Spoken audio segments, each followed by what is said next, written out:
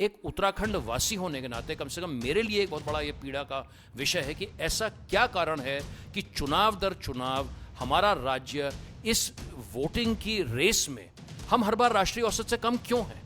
ये कोई संकेत नहीं, ये तो सबूत है, तो एविडेंस है, डेटा बेस्ड एविडेंस है, इलेक्शन कमीशन का एविडेंस है, उत्तराखंड के लोगों के द्वारा दिया गया एक एविडेंस है कि भाई आप जो है 36 में से तो आपका 31वां रैंक है। तो जो हमारे फर्स्ट टाइम वोटर्स जिसको लेकर आपने सवाल किया 18 से 19, और जब हम 18 से 19 की बात करते हैं प्रगति, तो वहाँ पर भी जो हालत और हालात उत्तराखंड में हैं वो बेहद गंभीर है, बेहद, मैं तो विस्फोटक कहूँगा, बेहद विस्फोटक हैं, चिंताजनक है। तो उत्तराखंड की एक ये परिपाटी है कि यहाँ पर तुलनात्मक विश्लेषण हम अन्य राज्यों के साथ नहीं करते। हम हमेशा अपनी पीठ थपथपा देते हैं और हम कहते हैं कि भाई हमारा बराबर तो कोई नहीं है। पर सर, आप कम से कम कंपैरिजन तो कीजिए कि आप किस पायदान पर कहाँ खड़े हैं। तो आप तो बिल्कुल नीचे हैं वहाँ पर। नमस्कार, बारामासा में आपका एक बार फिर से स्वागत है। मैं हूँ आपके साथ प्रगति। चुनाव आने वाले हैं और चुनाव के प्रेडिक्शन से लेकर एग्जिट पोल्स तक नंबर्स या फिगर्स बहुत इंपॉर्टेंट रोल प्ले करती है। हर चीज़ में आंकड़े ही प्रेडिक्ट करते हैं कि क्या होने वाला है। आंकड़े और भी बहुत कुछ प्रेडिक्ट करते हैं, लेकिन आज हमारे साथ वो व्यक्ति हैं जो आंकड़ों पर ही हमेशा अपनी बात रखते हैं। अनूप नौटियाल जी, वो एक सामाजिक कार्यकर्ता है और भी बहुत सारी चीज़ों में उनका कंट्रीब्यूशन रहता है। हम उनसे जानेंगे कि ये चुनाव किन चीज़ों की तरफ इशारा कर रहे हैं और पहाड़ में चुनाव में कैसे स्थिति है। सर, आपका बारामासा में बहुत बहुत स्वागत है। सर, उत्तराखंड का राज्य गठन हुए 24 साल हो चुके हैं। 5 लोकसभा के चुनाव हो चुके हैं और ये 5 विधानसभा के चुनाव हो चुके हैं और ये 5वां लोकसभा का चुनाव है। तो एक आप समरी बताइए कि अभी तक के चुनाव में उत्तराखंड की क्या स्थिति रही है। तो प्रगति, जैसा आपने बिल्कुल सही फरमाया कि अभी तक हमारे 5 विधानसभा चुनाव हो चुके हैं, 5वां लोकसभा चुनाव है।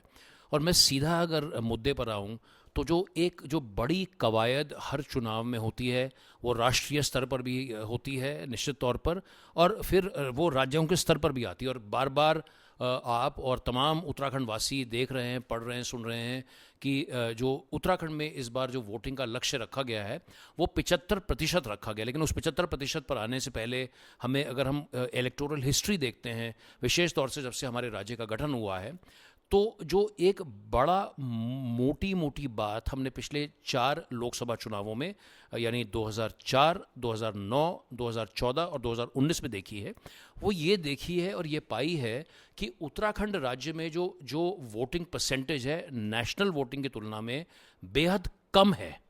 उदाहरण के तौर पर इसको हम 2 ब्लॉक्स में देख सकते हैं। तो 2004 और 2009 का एक ब्लॉक था और उसके बाद 14 और 19 का एक ब्लॉक है। तो हर जो पहले 4 और जो 9 का चुनाव था, तो देश में लगभग 57-58% वोटिंग होती है और उसके बाद में वोटिंग बढ़कर के 66-67% हो जाती है। लेकिन यहाँ पे उल्लेखनीय बात यह है कि राष्ट्रीय वोटिंग की तुलना में उत्तराखंड राज्य में हर लोकसभा चुनाव में 5-6% वोट कम पड़ा है।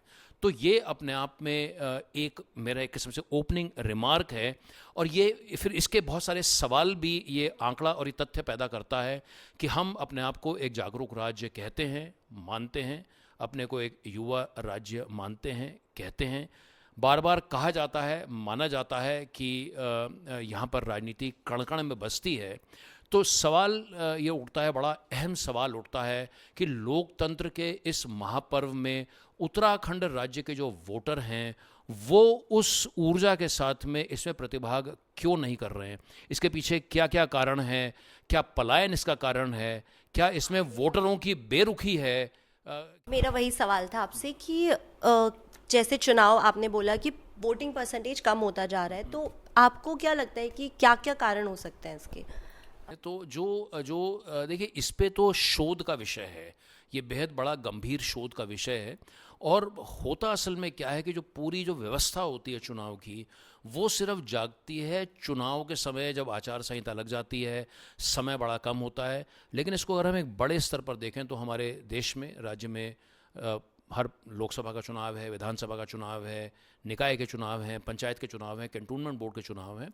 तो कहीं ना कहीं पर हमारा ये मानना है कि इस पर निरंतरता, अगर हमें जो पूरा जो वोटिंग का प्रोसेस है, अगर इसमें हमें जन सहभागिता बढ़ानी है तो इसमें निरंतरता लानी पड़ेगी। और अगर हम वापस मूल सवाल पर लौटें तो जैसा मैंने शोध का जिक्र किया, तो बार बार पलायन जो सबसे एक रिफ्लेक्स एक्शन है सभी का, एकदम हम कहते हैं हम पलायन के पीछे एक तरीके से छुप जाते हैं कि हमारे यहाँ पलायन है इसलिए हमारे यहाँ वोटिंग कम पड़ती है। लेकिन आपके साथ में जानकारी साझा करना चाहूँगा कि उत्तराखंड से भी कहीं अधिक विषम भौगोलिक परिस्थितियों वाले जो हमारे नॉर्थ ईस्ट के राज्य हैं, वहाँ पर उत्तराखंड की तुलना में कहीं ज़्यादा वोटिंग है। इसी के साथ में एक ऐसा राज्य जिसके साथ में उत्तराखंड वासी तुरंत कनेक्ट इस्टेब्लिश करते हैं, वो हमारा पहाड़ी पड़ोसी पर्वतीय राज्य हिमाचल प्रदेश है। हम पिछले चुनाव 2019 की बात करें तो जहां उत्तराखंड में 61-62% वोटिंग हुई, वहां पर हिमाचल प्रदेश में हमसे 10 गुना ज़्यादा, 10% ज़्यादा 72% होती है। तो ये भी तो एक बहुत बड़ा अहम सवाल उत्तराखंड राज्य के लिए, यहाँ के राजनीतिक दलों के लिए, विशेष तौर पर यहाँ के राजनीतिक दलों को, क्योंकि उनका माइंडसेट और उनकी प्रायोरिटी सिर्फ चुनाव जीतना है। लेकिन समाज की प्रायोरिटी, ठीक है चुनाव तो आएंगे जाएंगे, कोई जीतेगा कोई हारेगा, लेकिन एक उत्तराखंड वासी होने के नाते कम से कम मेरे लिए एक बहुत बड़ा ये पीड़ा का विषय है कि ऐसा क्या कारण है कि चुनाव दर चुनाव हमारा राज्य इस वोटिंग की रेस में हम हर बार राष्ट्रीय औसत से कम क्यों हैं। तो ये एक पहला पहलू था। और अगर आपको मेरे से कुछ सवाल पूछना चाहें, क्योंकि इसके बाद में मैं दूसरे पहलू पर भी आना चाहूँगा कि हमने एक राज्यों का तुलनात्मक विश्लेषण भी किया है, लेकिन मैं पहले आपको ये माइक सौंपता हूँ। पलायन के अलावा और भी कुछ कारण हो सकते हैं इसके, तो वो आपको क्या लगता है पलायन के अलावा और क्या? देखिए, पलायन तो ठीक है, हमने पलायन को लेकर बात करी, हम सीधा एकदम पलायन बोल देते हैं, हम भौगोलिक परिस्थितियां बोल देते हैं, लेकिन उसका मैंने काउंटर किया और ये बोल करके कि हिमाचल प्रदेश में तो हमसे कहीं अधिक विषम भौगोलिक परिस्थितियां हैं। नॉर्थ ईस्ट में तो कनेक्टिविटी कितना बड़ा इश्यू है। नॉर्थ ईस्ट के भी बहुत सारे यंगस्टर्स जो हैं, आज आप उन्हें बेंगलोर, मुंबई, तमाम जगहों पर, दिल्ली में आप काम करते हुए देख सकते हैं। तो ऐसा नहीं है कि वहाँ पर पलायन नहीं है, उसके बावजूद उन राज्यों में एक बड़ा भारी वोटिंग परसेंटेज है। तो इसके पीछे कहीं ना कहीं एक ये, चाहे उसे हम संकेत बोलें या सबूत बोलें या एक सवाल खड़ा करें कि क्या उत्तराखंड का जो जनमानस है, कहीं ऐसा तो नहीं है कि उसको पूरी ये जो पॉलिटिकल पार्टीज़ हैं और इन पॉलिटिकल पार्टीज़ के जो कैंडिडेट्स हैं उनके ऊपर विश्वास ही नहीं है। कहीं ना कहीं ऐसा तो नहीं है कि उत्तराखंड का वोटर ये महसूस करता है कि भाई मैं वोट डाल करके मेरे को मेरी ज़िंदगी में क्या बेहतरी होने वाली है। तो ये जो निराशा जो उत्तराखंड के लोगों में आ गई है वोटिंग को लेकर के, ये एक सामाजिक दृष्टिकोण से मुझे लगता है कि किसी बम से कम नहीं है। और इस समय तो हमारे राज्य के जो पॉलिटिकल पार्टीज़ हैं, जो इन पार्टियों का शीर्ष नेतृत्व है, वो इस समय सिर्फ ये देख रहे हैं कि हमारी कौन सी सीट क्या निकल रही है। लेकिन इसके इतर 19 तारीख के बाद में मेरा उनसे निवेदन रहेगा कि वो इसके ऊपर भी चिंतन करें, मनन करें, ईमानदारी के साथ करें कि कहीं ना कहीं उत्तराखंड के लोगों का उन लोगों के प्रति विश्वास जो है वो जगह क्यों नहीं पा रहे हैं, उनका विश्वास कम क्यों हो रहा है। तो ये भी एक सवाल है। नोटा, अल्मोड़ा में पिछले चुनाव में 2% से ज़्यादा नोटा पड़ता है। उत्तराखंड राज्य में 5 लोकसभा की सीटें आती हैं। सर्वाधिक जो हमारे यहाँ पे वोटर्स हैं, वो जो मैदानी हमारे जो सीट्स हैं, हरिद्वार और नैनीताल, वहाँ पर जो है वोटर्स भी ज़्यादा हैं, वहाँ नोटा भी कम है। अल्मोड़ा और पौड़ी में वोटर कम हैं लेकिन नोटा कहीं अधिक है। तो ये जो आम जनमानस की जो बेरुखी है, उनकी जो नाराज़गी है, उनके अंदर जो बिल्कुल एक किस्म से वो टूट चुके हैं क्योंकि उनको विश्वास नहीं है इन नेताओं के ऊपर कि ये जो वादे कर रहे हैं वो पूरे कर रहे हैं। तो ये पूरा का पूरा एक सवालिया निशान जो हमारी जो पॉलिटिकल लीडरशिप है, जो वो जनता को जो वायदे कर रही है, उससे उनकी बेरुखी के ऊपर भी कहीं ना कहीं सवाल उठते हैं। लेकिन जैसा मैंने कहा, ये एक बड़ा गंभीर विषय है। हम लोग तो इस पर यहाँ पर बैठ करके कुछ आकलन कर सकते हैं, लेकिन इस गहरे सामाजिक मसले पर जो यहाँ की जो हमारी इलेक्शन कमीशन की जो पूरी हमारी जो मशीनरी है, कम से कम मेरी एक चिंतनशील नागरिक होने के नाते ये अपेक्षा रहेगी कि ऐसा ना हो कि 19 तारीख को मतदान होता है और उसके बाद में जो है चीज़ें वापस पटरी पर लौट आती हैं। तो कम से कम आपको कोई आकलन करना चाहिए। अगर आपने 75% का टारगेट रखा है इस चुनाव 2024 में, तो आपको ये देखना चाहिए कि अगर 63% वोट पड़ता है, उदाहरण के तौर पर 65 पड़ता है, तो हमारी कमी कहाँ रह गई। 10% जो हमारा टारगेट था, हम उस लक्ष्य से क्यों पीछे छूट गए। अगर हम कहीं बेहतर कर रहे हैं तो हमारी बेस्ट प्रैक्टिसेस कौन सी थी, हमें किन चीज़ों को और आगे बढ़ाना चाहिए। तो ये तो एक कॉमन सेंसिकल अप्रोच है। और जो हमारा टारगेट था, जैसे मैं इस बात को फिर से दोहराऊंगा, तो जब तक उसका एनालिसिस नहीं होता है, देखिए फिर तो खाली आपने बात बोल दी, आपने 70 बोल दिया, 75 बोल दिया, आपने बोला, आपने कुछ बोला, कुछ हो गया और वहाँ पर बात खत्म हो गई। लेकिन जैसा मैंने कहा, जब तक इसमें निरंतरता और ईमानदारी आनी बहुत ज़रूरी है। तो ऐसे तमाम पहलू हैं। लेकिन इसमें अगर बात को समराइज़ करूं, माइग्रेशन, भौगोलिक परिस्थितियां, लोगों की नाराज़गी, लोगों की बेरुखी, इस चुनाव में भी सैकड़ों जो लोग हैं, ग्रामीण लोग हैं, वो ये कह रहे हैं कि हम वोट नहीं डालेंगे क्योंकि चाहे हमारा सड़क का मुद्दा है, स्वास्थ्य का मुद्दा है, बिजली का मुद्दा है, कोई और उनकी परेशानी है, उसका कोई हल नहीं मिल रहा है। तो खैर मेरा ये भी व्यक्तिगत मानना है कि वोट सबको देना चाहिए। आपके कार्यक्रम के माध्यम से आपको लाखों लोग सुनते हैं, तो मैं भी अपील करना चाहूँगा कि हमें वोट ज़रूर देना है। वोट की ताकत के आधार पर हमें बात रखनी है। वोट का बहिष्कार करना जो है वो समाधान नहीं है, लेकिन इसी के साथ में कहीं ना कहीं राजनीतिक दलों के लिए भी एक ये बड़ी चुनौती है। आपने वोटिंग परसेंटेज की बात की कि हिमाचल एक पर्वतीय राज्य है, उसमें भी वोटिंग परसेंटेज उत्तराखंड से ज़्यादा है। आप हमारी ऑडियंस के साथ शेयर करना चाहेंगे कि उत्तराखंड में वोटिंग परसेंटेज कितना है और उत्तराखंड की तुलना में बाकी राज्यों में वोटिंग परसेंटेज कितना है? प्रगति, थैंक्स कि आपने एक बड़ा ही गंभीर जो सवाल है वो पूछा है, और मैं यही उम्मीद करूँगा कि जो हमारा ये प्रोग्राम है ज़्यादा से ज़्यादा लोग देखें, ज़्यादा से ज़्यादा लोग जागरूक हो सकें, ज़्यादा से ज़्यादा लोग कमेंट कर सकें, अपने विचार रख सकें, ताकि समाज में, उत्तराखंड के समाज में इस बात पर एक गहरा विमर्श, चिंतन शुरू हो। देखिए, बहुत अलार्मिंग सिचुएशन ये है कि 36 राज्य और केंद्र शासित राज्यों ने 2019 के चुनाव में प्रतिभाग लिया। जैसे एक किस्म से वर्ल्ड कप होता है क्रिकेट का, उसमें भी बहुत सारी टीमें खेलती हैं, कोई फर्स्ट सेकंड थर्ड फोर्थ आता है, या जब हम स्कूल में पढ़ते थे तो बहुत सारे स्टूडेंट्स होते थे, उसमें रैंक आता था। अब ये क्वेश्चन ये है, तो एक हमने बात अभी तक ये वाली बात बोली है, अभी तक जो हमारी बात हुई है कि उत्तराखंड में राष्ट्रीय औसत से 5-6% हमारा कम वोट पड़ता है, एक ये वाली बात हो गई। अब दूसरा सवाल प्रगति ये है कि जो 2019 का चुनाव हुआ उसमें 36 राज्यों और केंद्र शासित राज्यों में उत्तराखंड का जो रैंक था 31 था, 31 था। इसका ये अर्थ हुआ कि 30 राज्यों में उत्तराखंड राज्य से कहीं ज़्यादा वोटिंग हुई है, और मात्र 5 ऐसे राज्य थे जहां पर हमसे कम वोटिंग हुई है। और ये सिर्फ बात 2019 की नहीं है, 2014 के चुनाव में भी हमारा रैंक 30/35 था। 2009 के चुनाव में हमारा प्रदर्शन तुलनात्मक दृष्टिकोण से बेहतर था, 25/35, और 2004 में भी हमारी जो परफॉर्मेंस थी वो काफ़ी लचर थी, तो उसमें हमारा 32वां रैंक था 35वें। तो ये जो मैंने आपके साथ में जो शेयर किया, जो पूरा परिदृश्य हम देखें और इसको अगर हम सिंप्लीफाई एक तरीके से करें, तो हम ये कह सकते हैं कि जब हम कंपेयर कर रहे हैं राज्यों को, तो हम ये, वो तो बड़ा क्लियर है ना भाई, आउट ऑफ 36 आपका रैंक 31 है।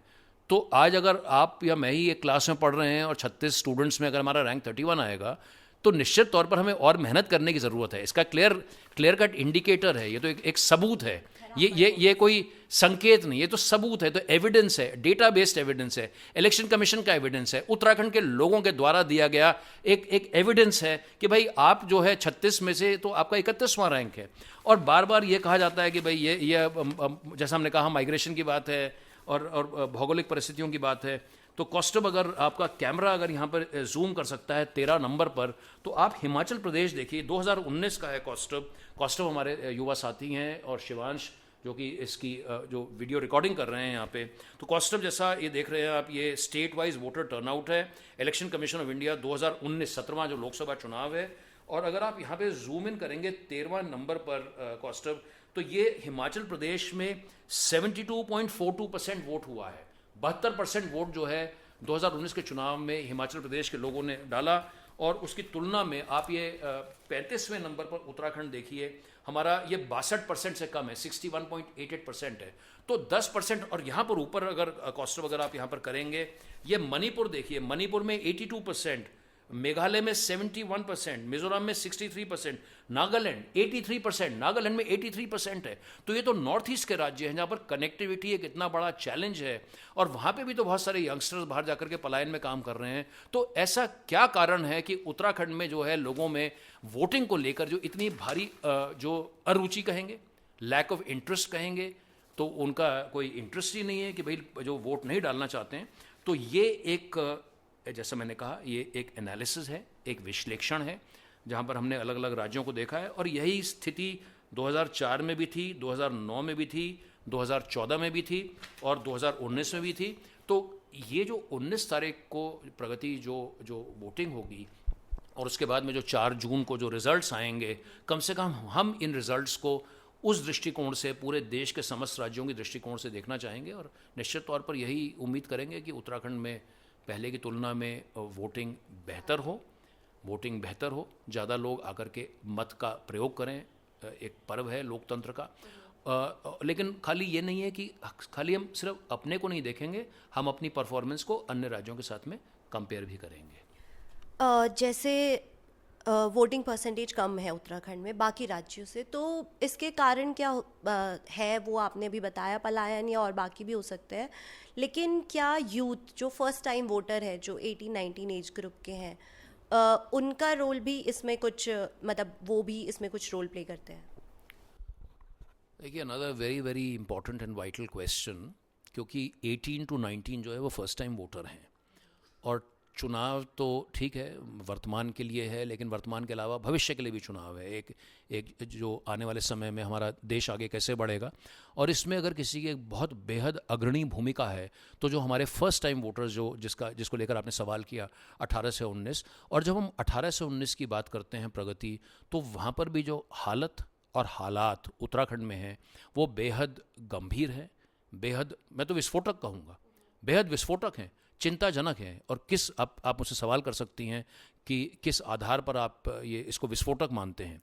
तो अभी अप्रैल के महीने में, शुरुआती महीने में, अगर मैं बड़ा स्पेसिफिकली बोलूँ, 5 अप्रैल को टाइम्स ऑफ इंडिया के पहले पन्ने में एक खबर छपी जहाँ पर उन्होंने पूरे देश के समस्त राज्यों का विश्लेषण किया। उस दिन बल्कि एक संपादकीय भी टाइम्स ऑफ इंडिया में छपा था, तो मैंने उसको बड़ा गंभीरता से पढ़ा, देखा, समझने की कोशिश करी। तो जो पहली बात निकल करके आ रही है वो ये आ रही है कि पूरे, अगर हम देश की बात करें 18 से 19 साल के इस आयु के वर्ग के यूथ की, तो देश में लगभग 4.8 करोड़ यंगस्टर्स हैं इस एज ग्रुप में, लेकिन मात्र 1.8 करोड़ प्लस ने रजिस्टर किया है, खाली रजिस्टर किया है इंडिया में। ये पूरे इंडिया की बात हो रही है, यानी कि 40% वोट से कम ने अपने आप को रजिस्टर किया। रजिस्टर करने का मतलब नहीं होता कि वोट डालने जा रहे हैं, ये तो खाली आपने अपना पंजीकरण कराया है।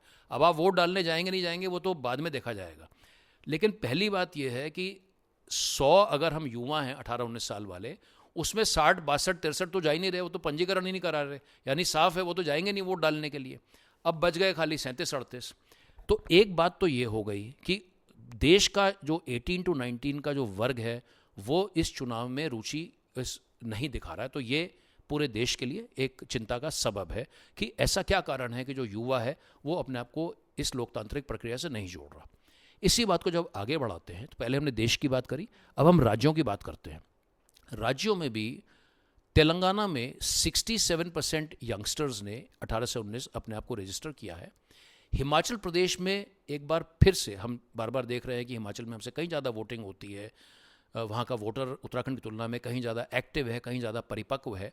तो वहाँ पर 60% जो यंगस्टर्स हैं उन्होंने अपने आप को रजिस्टर किया है, और उसकी तुलना में उत्तराखंड में मात्र 35% यंगस्टर्स ने ही अपने आप को रजिस्टर किया है। तो ये आप बताइए ना कितनी गंभीर बात है कि उत्तराखंड में जो 18 से 19 एज का जो आयु वर्ग है, और ये 5 अप्रैल की रिपोर्ट है, हो सकता है उसके बाद में कुछ आंकड़ों में कुछ बढ़ोतरी हुई हो, लेकिन मैं 5 अप्रैल का स्टेटस बता रहा हूँ। 5 अप्रैल और 19 अप्रैल में बहुत ज़्यादा फर्क नहीं है।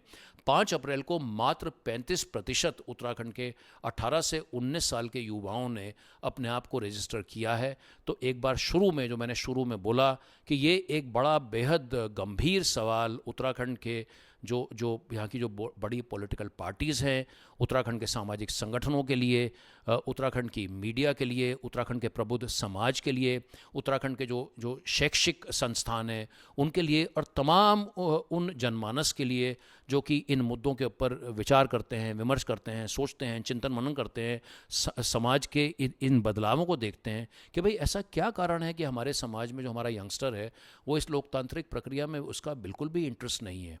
और यहाँ पर फिर इसी से बात बढ़ती है कि एक तरफ ठीक है हमारा लक्ष्य, और होना भी चाहिए, ये तो एक मानव का स्वभाव है, और अगर हम थोड़ा पॉजिटिवली भी देखें तो पिछले 4-5 चुनावों में देश में वोटिंग परसेंटेज बढ़ा है, उत्तराखंड में भी बढ़ा है, तो उसको एक्सेप्ट करना चाहिए कि उत्तराखंड राज्य में भी वोटिंग बढ़ी है। लेकिन हमारी जो चिंता है वो तुलनात्मक स्तर से है कि हम हर बारी फिसड्डी क्यों रह जाते हैं। मैं अगर कोविड की याद दिलाऊं तो कोविड में भी पंजाब के बाद में सर्वाधिक जो मृत्यु दर था वो उत्तराखंड राज्य में था। तो उत्तराखंड की एक ये परिपाटी है कि यहाँ पर तुलनात्मक विश्लेषण हम अन्य राज्यों के साथ नहीं करते। हम हमेशा अपनी पीठ थपथपा देते हैं और हम कहते हैं कि भाई हमारा बराबर तो कोई नहीं है। पर सर आप कम से कम कंपैरिजन तो कीजिए कि आप किस पायदान पर कहाँ खड़े हैं, तो आप तो बिल्कुल नीचे हैं वहाँ पर। तो यही युवाओं का हाल है, और ये आने वाले समय के लिए एक बड़ा गंभीर संकेत है। यही कामना रहेगी कि इस पर काम होना चाहिए, इस पर काम होगा और शायद चीज़ें बेहतर हों, यही हम कामना कर सकते हैं। हो सकता है कि यूथ का कम इन्वॉल्वमेंट भी एक कारण हो वोटिंग परसेंटेज कम होने का, उत्तराखंड में भी और देश में और बाकी राज्यों में भी। अब फ्यूचर क्या होगा अगर यही चलता रहा, परसेंटेज कम ही होता रहा, तो क्या फ्यूचर होगा उत्तराखंड का?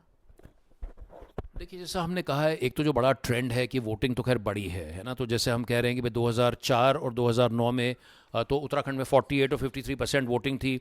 हमारे यहाँ भी अब 62% वोटिंग हो गई है। और नॉर्मली ये हम देखते हैं कि लोकसभा चुनाव में, विधानसभा या जो पार्षद का चुनाव होता है, पंचायत के चुनाव होते हैं, उसकी तुलना में वोटिंग परसेंटेज कम होती है। जबकि एक बड़ा महत्वपूर्ण चुनाव है, तो भाई देश का चुनाव है, तो देश के चुनाव में तो एक भाई पूरे देश को सामने आना चाहिए। खैर, एक बड़ा ट्रेंड तो यही है कि भाई उत्तराखंड में भी वोटिंग बढ़ी है, पूरे देश में बढ़ी, उत्तराखंड में भी बढ़ी है। लेकिन जो वोटिंग परसेंटेज बढ़ी है, जब हम इसके अंदर जा रहे हैं तब जाकर के हमें ये जो फ्लैश पॉइंट्स हैं या हॉट स्पॉट्स हैं, ये हमें मिल रहे हैं। और कहीं ना कहीं जो रिटायर्ड वर्ग है, जो 40 से ज़्यादा वाले हैं, उनका तो एक अच्छा इन्वॉल्वमेंट है। हरिद्वार और नैनीताल ज़िले में हम देखते हैं वहाँ पर भारी भरकम वोटिंग होती है, वहाँ पर आना भी आसान है। लेकिन जैसा हम चाहे विधानसभा की भी हम बात करें तो सबसे कम वोटिंग परसेंटेज जो है वो हमारे पर्वतीय इलाकों में होती है, मैं अगर विधानसभा की बात करूं। और वही बात अब हम लोकसभा में भी देखते हैं। तो जब हम एक पर्वतीय राज्य हैं, पर्वतीय राज्य के गठन के लिए इस राज्य का गठन हुआ, तो आज अगर पर्वतीय वोटर या पर्वतीय व्यक्ति ही अपने आप को ठगा हुआ महसूस करता है और चुनाव में अपना कहीं ना कहीं अपना गुस्सा भी जाहिर करता है इस बात को लेकर के कि वो वोट नहीं डालता है, तो कहीं ना कहीं देखिए यही संवेदनशीलता है जो कि हम अपनी पॉलिटिकल लीडरशिप से, जो हमारी ब्यूरोक्रेसी है, हम उससे अपेक्षा रखते हैं कि वो देखिए बातों को लच्छेदार बातों में मत घुमाइए, आप इसको स्वीकार करिए, आप इसको स्वीकार तो करिए कम से कम कि भाई क्या कारण है, इस पर कम से कम बात तो करिए और ईमानदारी के साथ बात करिए कि भाई ऐसा क्या कारण है। पार्टी लाइंस के अक्रॉस बात करिए, आप सारी पार्टीज को बुला लीजिए चुनाव के बाद में, आप सारी पार्टीज के साथ में समाज के लोगों के साथ बैठ करके आप बात करिए और आप जानने की कोशिश करिए, समझने की कोशिश करिए कि ऐसा क्या कारण है। सिर्फ ये बोल देना कि हमारे यहाँ पे पलायन है इसलिए लोग आकर के वोट नहीं डालते, मुझे लगता है कि एक बड़ा ही सतही और बहुत ही सुस्त जवाब होगा। इसकी तह के अंदर जाने की आवश्यकता है। जैसा मैंने शुरू में कहा और बार बार मैं इस बात को पुख्ता तौर से कहूँगा, इस पर शोध करने की आवश्यकता है।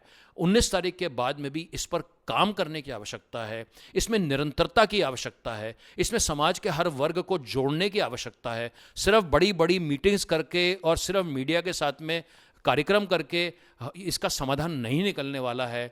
ये चुनावी चौपाल करने की, गांव-गांव, गली-गली नुक्कड़ करने की ज़रूरत है। RWS स्तर पर लोगों के साथ बैठने की ज़रूरत है। विशेष तौर पर जो युवा वर्ग है, जो कि यहाँ पर कॉलेजेस में लाखों की संख्या में जो युवा पढ़ रहे हैं, उनके बीच में जाने की ज़रूरत है, उनकी भाषा में उनसे बात करने की ज़रूरत है और उससे भी ज़्यादा कहीं महत्वपूर्ण उनकी बात सुनने की ज़रूरत है। सिर्फ बोलना ज़रूरी नहीं है, सुनना भी ज़रूरी है। तो मैंने शायद बहुत ज़्यादा बोल दिया होगा, तो आप मुझे माफ़ कीजिएगा। कौस्तभ, आप और दोनों आप मुस्कुरा रहे हैं, आप लोग इन दोनों को नहीं देख सकते हैं, लेकिन कहीं ना कहीं मैं यही उम्मीद करूंगा कि मेरी क्या पीड़ा आपने फील करी आज इस प्रोग्राम में। हाँ, तो अगर आप लोगों ने पीड़ा फील करी हो तो अंत में शायद would you like to end, हमको बंद करना चाहिए ना, क्योंकि काफ़ी लंबा हो गया। तो एक थोड़ा स्माइलिंग फेस के साथ में ऑन अ पॉजिटिव नोट यही कहेंगे, सबसे अपील करेंगे कि अगर आपने इस प्रोग्राम को देखा है तो मैं बारामासा के बिहाफ पे ही कहूँगा कि आपको ये प्रोग्राम कैसा लगा, आप कमेंट करके ज़रूर बताइएगा। एक स्टैंडर्ड लाइन होती है, तो हो सकता है कि शायद प्रगति को अच्छी लगे, कहेगी आप भी बारामासा टीम में आ जाइए। बट दैट्स जोक्स अपार्ट, ये वोट जो है on a serious note, vote दोस्तों ज़रूर डालना है। और आपसे यही रिक्वेस्ट रहेगी, आप तो यंगस्टर हैं, मोस्ट लाइकली आप बारामासा के अगर वीडियोस देखते हैं तो ठीक है यार, 19 तारीख को हॉलीडे और पार्टी भी कर लो, लेकिन कम से कम वोट ज़रूर डालो। और सिर्फ अपना ही वोट नहीं डालना है, अपने आसपास 2 4 5 10 15 20 लोगों को भी प्रेरित करना है। जैसे हम बाइक वाइक पे एक साथ घूमने जाते हैं, तो उसी तरीके के साथ में एक मस्ती के माहौल में वोट डालने ज़रूर जाना है। अब किसको भी वोट डालें वो आपकी इच्छा है, लेकिन वोट डालने ज़रूर जाना है। तो इसी एक अपील के साथ में, एक बड़ी सिंसियर अपील के साथ में कि उत्तराखंड में और लोगों की भागीदारी हो, हमारे यहाँ लोकतंत्र की जो प्रक्रिया है और मजबूत हो और प्रदेश बेहतर करे, यही। सर बारामासा से बात करने के लिए आपका बहुत बहुत धन्यवाद, और आपने इतना इम्पोर्टेंट डेटा हमारी ऑडियंस के साथ शेयर किया, उसके लिए भी थैंक यू। तो ये एक बहुत बड़ा सवाल है कि उत्तराखंड में बाकी राज्यों की तुलना में वोटिंग परसेंटेज कम क्यों है। सर ने जवाब भी दिया, इसके कारण बताए। आपको क्या लगता है? वो कारण सर बोल ही चुके हैं कि कमेंट बॉक्स में बताएं और जुड़े रहे बारामासा।